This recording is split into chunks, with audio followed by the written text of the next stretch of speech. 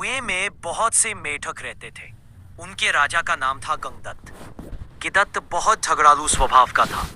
आसपास दो तीन और भी कुएं थे, उनमें भी मेढक रहते थे। हर कुएं के मेढकों का अपना राजा था।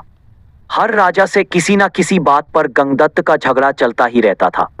वह अपनी मूर्खता से कोई गलत काम करने लगता और बुद्धिमान मेढक रोकने की कोशिश करता तो मौका मिलते ही अपने पाले गुंडे मेढकों से उसे पिटवा देता।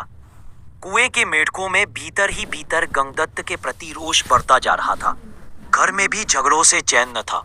अपनी मेढकी को वह अपनी हर मुसीबत के लिए दोष देता।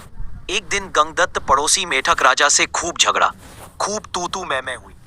गंगदत्त ने अपने कुएं में आकर बताया कि पड़ोसी राजा ने उसका अपमान किया है। अपमान का बदला लेने के लिए उसने मेढकों को आदेश दिया कि पड़ोसी कुएं पर हमला करे। सब जानते थे कि झगड़ा गंगदत्त ने ही शुरू किया होगा। कुछ सयाने मेढकों तथा बुद्धिमानों ने एकजुट होकर एक स्वर में कहा, राजन, पड़ोसी कुएं में हमसे दुगने मेढक हैं। वे हमसे स्वस्थ व अधिक ताकतवर हैं। हम यह लड़ाई नहीं लड़ेंगे। गंगदत्त सन्न रह गया और बुरी तरह तिलमिला गया। मन ही मन में उसने ठान ली कि इन गद्दारों को भी सबक सिखाना होगा।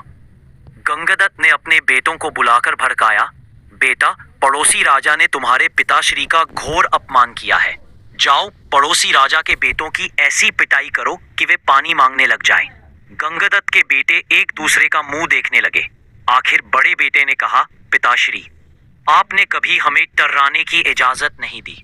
टर्राने से ही मेढकों में बल आता है, हौसला आता है और जोश आता है। आप ही बताइए कि बिना हौसले और जोश के हम किसी की क्या पिटाई कर पाएंगे। अब गंगदत्त सबसे चिढ़ गया। एक दिन वे कुड़ता और बड़बड़ाता कुएं से बाहर निकल इधर उधर घूमने लगा। उसे पास ही बने अपने बिल में एक भयंकर नाग घुसता नजर आया। उसकी आंखें चमकी जब अपने दुश्मन बन मेढकों को आदेश दिया कि पड़ोसी कुएं तो दुश्मनों को अपना बनाना चाहिए। यह सोच वह बिल के पास जाकर बोला, नागदेव, मेरा प्रणाम। मेढकों को आदेश दिया कि तो दुश्मनों को अपना बनाना चाहिए। यह सोच वह बिल के पास जाकर बोला, नागदेव, मेरा प्रणाम। नागदेव फुफकारा, परे मेढक, मैं तुम्हारा वैरी हूं और तू मेरे बिल के आगे आकर मुझे आवाज दे रहा है। गंगदत्त टर्राया, हे नाग, कभी कभी शत्रुओं से ज्यादा अपने दुख देने लगते हैं। मेरा अपनी जाति वालों और सगों ने इतना घोर अपमान किया है कि उन्हें सबक सिखाने के लिए मुझे तुम जैसे शत्रु के पास सहायता मांगने आना पड़ा है।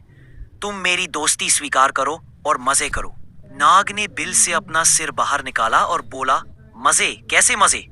गंगदत्त ने कहा, मैं तुम्हें इतने मेढक खिलाऊंगा कि तुम मुटाते मुटाते अजगर बन जाओगे। नाग ने शंका व्यक्त की, पानी में मैं जा नहीं सकता, कैसे पकड़ूंगा मेढक? गंगदत्त ने ताली बजाई, नाग भाई, यही तो मेरी दोस्ती तुम्हारे काम आएगी। मैंने पड़ोसी राजाओं के कुओं पर नजर रखने के लिए अपने जासूस मेढकों से जमीन में गुप्त सुरंगें खुदवा रखी है। हर कुएं तक उनका रास्ता जाता है। सुरंगें जहां मिलती है वहां एक कक्ष है। तुम वहां रहना और जिस जिस मेढक को खाने के लिए कहूं उन्हें खाते जाना। गंगदत्त से दोस्ती के लिए तैयार हो गया क्योंकि उसमें उसका लाभ ही लाभ। तो दुश्मनों एक मूर्ख बदले की भावना में अंधा होकर अपनों को दुश्मन के पेट के हवाले करने को तैयार हो तो दुश्मन क्यों ना इसका लाभ उठाए। नाग गंगदत्त के साथ सुरंग कक्ष में जाकर बैठ गया। गंगदत्त ने पहले सारे पड़ोसी मेढक राजाओं और उनकी प्रजाओं को खाने के लिए कहा। नाग कुछ ही सप्ताहों में सारे दूसरे को नाग दे के मेढक सुरंगों के रास्ते जा जाकर खा गया। जब सब समाप्त हो गए तो नाग गंगदत्त से बोला, अब किसे खाऊं? जल्दी बता। 24 घंटे पेट फुल रखने की आदत पड़ गई है। गंगदत्त ने कहा, अब मेरे कुएं के सभी सयानों और बुद्धिमान मेढकों को खाओ। वह खाए जा चुके तो प्रजा की बारी आई। गंगदत्त ने सोचा, प्रजा की ऐसी की तैसी हर समय कुछ न कुछ शिकायत करती रहती है।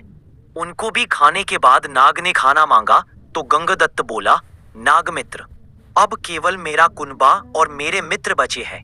खेल खत्म और मेढक हजम।